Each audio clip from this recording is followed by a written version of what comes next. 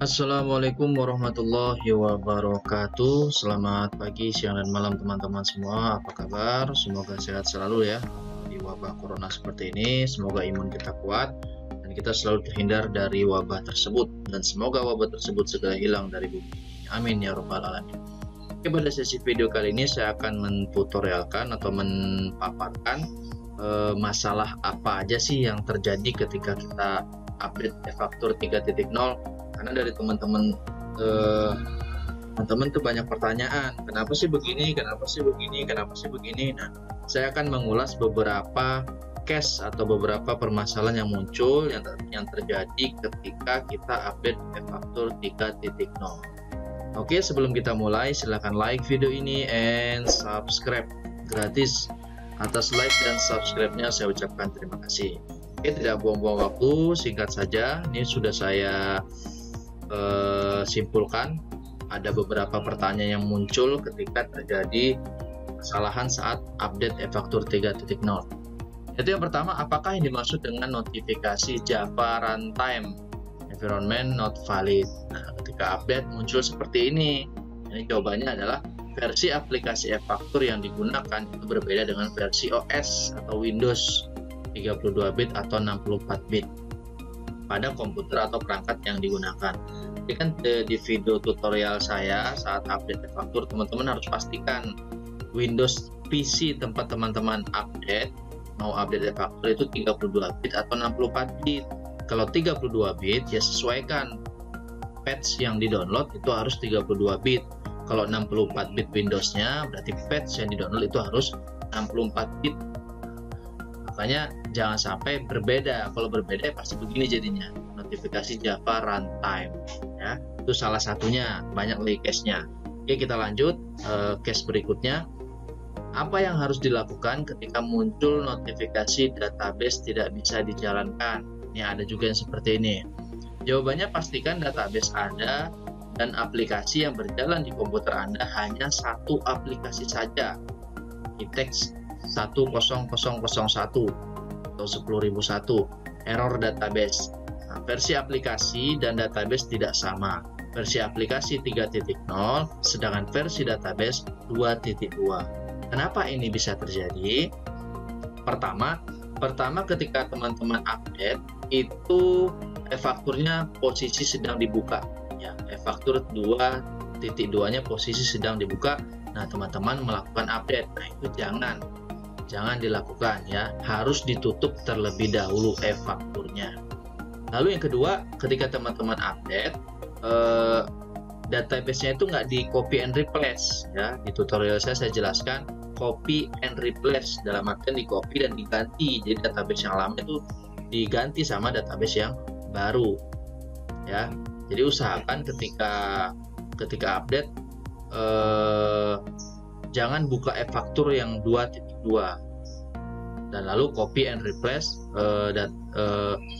patch yang terbaru ya, jangan di double. Oke, nah itu. Oke, yang selanjutnya, apa yang harus dilakukan ketika mendapat notifikasi ITEX 4001, yaitu tidak dapat menghubungi ITEX invoice server. Yang terjadi ketika hal seperti ini, Anda harus terhubung dengan internet untuk mengakses service. Itu pasti sudah harus terhubung dengan internet, jangan sampai nggak terhubung, pasti nggak bisa. Lalu cek apakah internet aktif dan lancar. Pastikan aktif dan lancar ya. Nah, jika menggunakan proxy, maka di aplikasi e-faktur juga harus setting proxy-nya. Lalu cek apakah e-faktur diblok oleh antivirus atau firewall. Kadang antivirus kayak Smadaf dan lain sebagainya itu mencekal aplikasi seperti ini. Itu pastikan diblok atau enggak. Dan cek apakah sertifikat elektronik masih aktif dan perkenalkan ulang sertifikat elektronik. Ada yang seperti ini, sertifikat elektronik aktif ketika ditanam di e-faktur 3.0 tapi passphrase-nya salah. Nah, itu sama akan terjadi seperti ini, ITEX 401. Pastikan passphrase-nya masih aktif, pastikan sertifikat elektroniknya aktif dan passphrase-nya benar. Nah, jika poin di atas sudah dicek semua, akan tetapi masih kendala ITEX 4001, kemungkinan server DJP sedang bermasalah atau antrian sedang banyak. Nah, ada nih klien saya seperti ini. Udah semuanya udah benar, nah berarti ternyata server DJP sedang bermasalah. Tunggu sebentar, beberapa menit kemudian coba lagi, itu pasti bisa.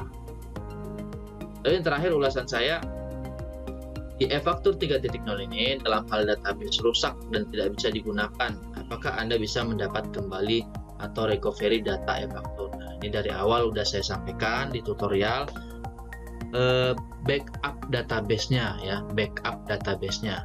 Memang ketika database rusak itu kita bisa minta ke DJP, ke KPP, tapi ya prosesnya ribet, itu juga belum tentu lengkap. Makanya pastikan di backup. Atas data e-faktur yang rusak atau hilang, Anda dapat mengajukan permintaan data e-faktur ke KPP tempat perusahaan Anda terdaftar dengan menyampaikan surat permintaan data e-faktur sebagaimana diatur dalam Per 16 PJ 2014 dan perubahannya.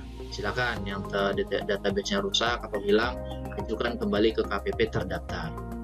Data e-faktur yang dapat dimintakan terbatas pada data e-faktur pajak keluaran yang telah diunggah atau diupload ke DJP dan telah memperoleh persetujuan DJP. Jadi nggak semua database itu nanti bisa kembali. Nah, nggak semua, memang ada, tapi nggak semua kembali. Prosedur penyelesaian atas permintaan data e-faktur adalah sebagaimana ditetapkan pada SE 58 PJ 2015. Catatan, makanya pastikan Anda melakukan backup database secara rutin. Backup aja sendiri di folder D mungkin, atau di flash disk atau di hard disk. Jangan sampai kejadian seperti ini, menyusahkan diri sendiri ya. Nah, oke, itu beberapa, ada 4 case yang muncul. Nanti di video selanjutnya saya akan ulas kembali ada beberapa case yang muncul ketika update e-faktur. Oke, sekian dari saya, semoga bermanfaat. Silahkan lihat video selanjutnya, atau teman-teman bisa cek di playlist channel ini, itu ada mengulas semua tentang perpajakan, tentang e-faktur juga ada. Silahkan cek, jangan lupa like dan subscribe-nya ya. Sekian dari saya, ada kata-kata saya mohon maaf. Akhir kata, assalamualaikum warahmatullahi wabarakatuh.